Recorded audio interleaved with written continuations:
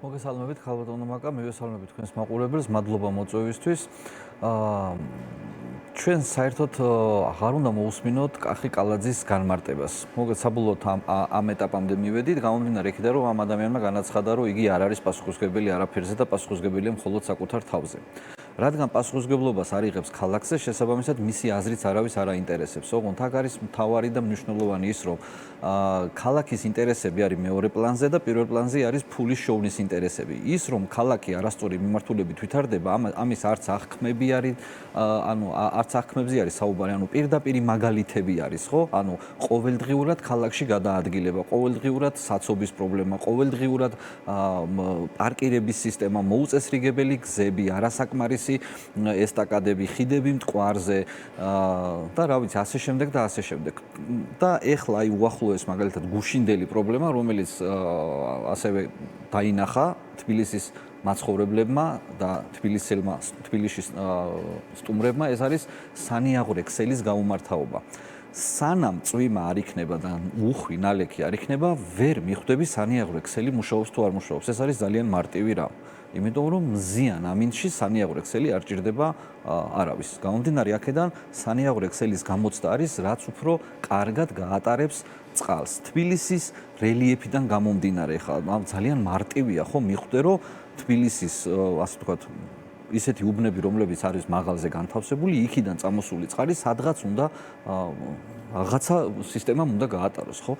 ამას ემატება ის, რომ თბილისში მაგალითად არსებობს ისეთი გზები და ესე ვთქვათ, ქუჩები, სადაც ფაქტობრივად არ არსებობს და სხვა შორის 2 წლის წინ და წელიწადნახევრის წინ რეაბილიტირებული გზები, სადაც არ არსებობს სანიაღვრე სისტემა.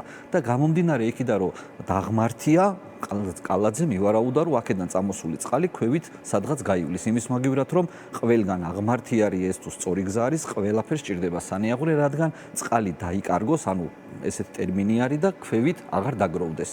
ამას ემატება ის, რომ ჩვენ გვაქვს ბიუჯეტი, დაახლოებით აი მაგალითად ირაკლი აბესაძემ დათვალა დღეს გამოაქვეყნა სტატუსი, დაახლოებით 4 მილიონი იხარჯება წლიურად ამის მომსახურებაში, სანიაღვრე სისტემის მომსახურება. ეს არის გაწმენდითი სამუშაოები, რაღაცა თავსახურების შეცვლა, ცხაურების ეგრეთ წოდებული, ხო?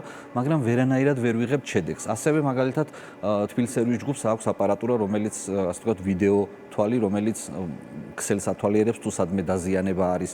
ყველაფერი არსებობს, ადამიანური რესურსი არსებობს. მაშინ რატომ ვდგებით იმ შედეგის წინაშე, რომლის წინაშეც ვდგებით? მარტივი პასუხი არის, იმიტომ რომ პასუხისმგებლობას არ იღებს არავინ ამ ქალაქში სანიაღვრე სისტემა ექნება თუ სხვა ექნება. არ იწმინდება შესაბამისად არ კონტროლდება. შესაბამისად არ კონტროლდება, არ არსებობს პასუხისმგებელი პირები. როდესაც ქალაქის მერი იძახის, რომ იგი არ არის არაფერზე პასუხისმგებელი, შესაბამისად სამსახურის თანამშრომლებიც არ არიან არაფერზე პასუხისმგებლები. თბილისის მერიაში ვერ იპოვი ადამიანს, რომელიც თავის თავზე აიღებს რამე პასუხისმგებლობას და გადაწყვეტს საკითხს, ვერ წყვეტენ საკითხებს. გამომდინარე იქიდან, რომ ამ ადამიანებმა იციან, რომ მათი პოლიტიკური თანამდებობის პირი, რომელიც ხელმძღვანელობს თბილისის მერიას, იძახის, რომ მე არ ვარ არაფერ შუაში.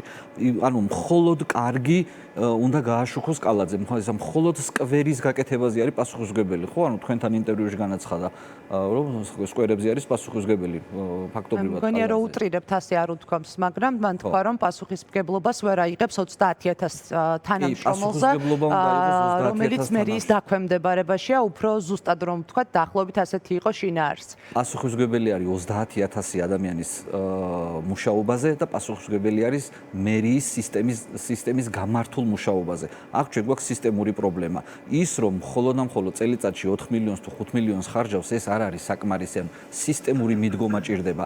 იმ ადგილებზე, სადაც კი ჩატარდა რეაბილიტაცია და სანიაღვრე ქსელი გაკეთდა, ეს არ არის საკმარისი. გამომდინარე იქიდან, რომ სანიაღვრე ქსელი არ არის წერტილოვანი სისტემა, ეს არის მთელ ქალაქზე არსებული მიწისქვეშა სისტემა და შესაბამისად ერთ წერეთლის ქუჩაზე, წერეთლის გამზირზე ან ჭავჭავაძის გამზირზე ქსელის რეაბილიტაცია არ ნიშნავს, რომ ყველგან ყველაფერი კარგად არის. ამას ჭირდება სისტემური მიდგომა, ამას ჭირდება ასე ვთქვათ, საკმაოდ დიდი ფულის დახარჯვა და ეს უნდა იყოს ძალიან სწრაფად დროში გაკეთებული. ახლა მაგალითად 170.000-იანი ტენდერი ქონდა გამოცხადებული სანიაღვრე სისტემების საინჟინრო ტექნიკური დოკუმენტაციის მომზადება და არ შედგა ეს ტენდერი. წინა წვიმის შემდეგ გამოაცხადა ტენდერი და ის ტენდერი არ შედგა, არავინ არ მიიღო მონაწილეობა. რატომ არ მიიღო მონაწილეობა? იმიტომ არ მიიღო მონაწილეობა, რომ ბევრი გაურკვეველი პირობები იყო. საბაზრო ფასი არ იყო შესაბამისი, რაც არის ასე ვთქვათ, საბაზრო ღირებულება და ამიტომ ეს ტენდერი გაჩერდა. რადგან ეს საპროექტო გაჩერებული არის, შესაბამისად ვერც ინფრასტრუქტურული მიმართულებით ვერ განვითარდება. ეხლა ტენდერებს კი არ უნდა აცხადებდეს კალაძე. პირიქით, ეხლა არის საჭირო გადაუდებელი აუცილებლობით გამოაცხადო სამუშაოები და სწრაფად იმოქმედო. ანუ გადაუდებელი აუცილებლობას რო აცხადებენ, მაგალითად თბილისობაზე გადაუდებელი აუცილებლობა არის, ახალი წელი გადაუდებელი აუცილებლობაა, ვინმეს კონცერტი. სანიაღვრე სისტემის მოწესრიგება რატო არ არის გადაუდებელი აუცილებლობა და როცა ეს საჭიროება დგება, რატო არის? მაშინ რა ის რა არის ჯერ ტენდერი უნდა გამოვაცხადოთ, ეხლა უნდა დაველოდოთ, არაფერს არ უნდა დაველოდოთ. გადაუდებლად უნდა დაიწყოს სისტემის მოწესრიგება და ამ სისტემის მოწესრიგებას ჭირდება თანხა და ჭირდება ნორმალური მენეჯერი, რომელიც იქნება ორიენტირებული ქალაქის პრობლემებზე და არა ორიენტირებული ფულის კეთებაზე. ეს არის ძალიან მარტივი. ნახეთ რა მაინტერესებს ბატონო,